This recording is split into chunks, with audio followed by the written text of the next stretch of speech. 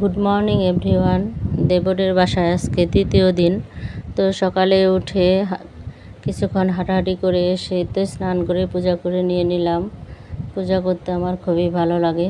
তো পূজা করে শেষ করে নাস্তা খেয়ে টেয়ে এদিকে আমার শাশুড়ি তরকারি কাটতেছে, আর আমার যা দুপুরের আয়োজন রান্নাবান্না করে নিচ্ছে। ডাল হয়ে গেছে আর এদিকে খাসির মাংস ভেজায় রাখছে।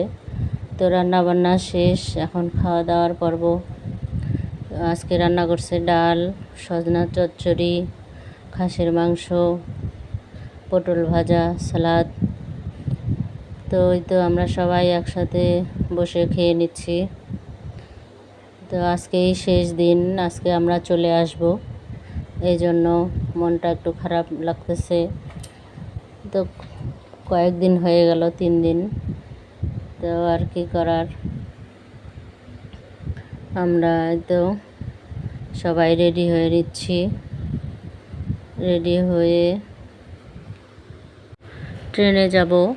তা প্রথমে সিএনজিতে উঠবো, তারপরে ট্রেনে।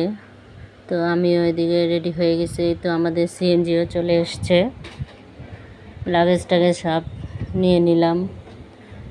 আর এদিকে আমরা যাচ্ছি ওখান থেকে, আফতাবগঞ্জ থেকে ফুলবাড়ি স্টেশনে। তো আমরা স্টেশনে পৌঁছে গেলাম। আমার দেবর যা সাথে আসছে আমাদেরকে পৌঁছা দিতে। তারপরে এই তো স্টেশনে বসে আছি আর ট্রেনের জন্য ওয়েট করতেছি। এদিকে সমের বাবা সবাইকে কোন আইসক্রিম কিনে দিল। তো আমরা এই তো আইসক্রিম খাচ্ছি। আর আমাদের সামনে দিয়েই স্টেশনের পাশে টেডি বিয়ার সেজে একটি ছেলে ঘুরে বেড়াচ্ছে।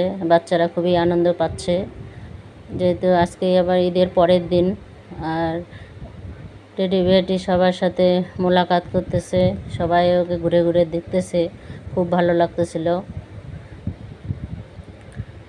এই তো সবাইকে হাই হ্যালো দিচ্ছে। তারপরে কিছুক্ষণের মধ্যেই ট্রেন চলে আসলো আর ট্রেনে আমরা উঠে পড়লাম। ট্রেনে ওই দিন খুবই ভিড় ছিল। তো ট্রেন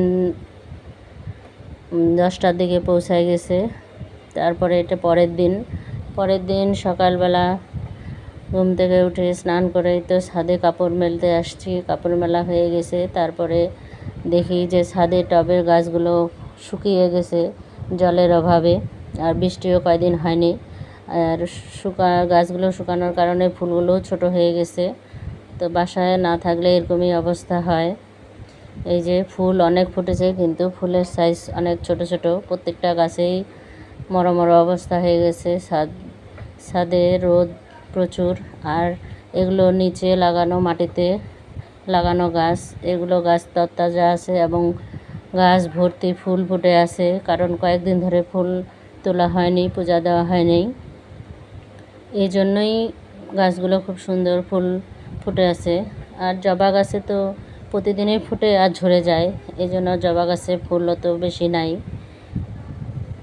এখন বাড়িতে আসছি, আবার প্রতিদিন ফুল তুলতে হবে, পূজা দিতে হবে। আর এই যে আমার হাজারি গোলাপের গাছ, গোলাপ গাছটি অনেক ছোট্ট, তবে ফুলে ভরা, ছোট ছোট ফুল। স্নেক গাছটিও একটু কালারটা কেমন জানি হয়ে গেছে। আর এগুলো গাছ, সবগুলো গাছেই ভালো ছিল। তারপরে তো পুজোর রুমে চলে আসলাম। এসে আমি আমার মনের মতো করে পুজো দিয়ে নিলাম। পুজো করা আমার শেষ। আর আজকের ভোগে দিয়েছিলাম জাম কিনে নিয়ে আসছিলাম, স্টেশনে কিনে নিয়েছিল সমের বাবা প্রথম জাম।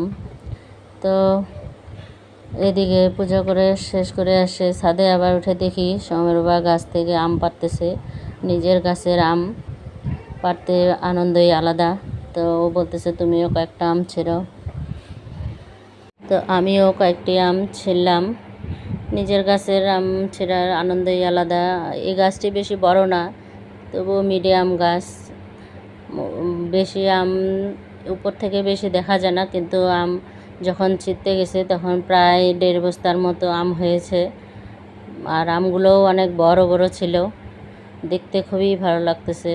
এই তো, আর আমাদের অনেক দিনের আশা এরকম ছিল যে নিজের গাছের আম পারবো নিজে হাতে।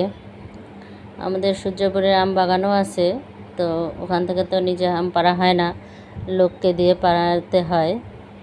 আর এগুলো হিমসাগর আম। পাশাপাশি দুইটি গাছ আছে, একটা হাড়িভাঙা গাছটি অনেক ছোট, ওইটা কয়েকটা আম ধরে, 5-6টা আম ধরছিল, তবে মুকুল আসছিল অনেক বেশি, তো মুকুলগুলো টিকে নাই, ঝড়ে পড়ে গেছে।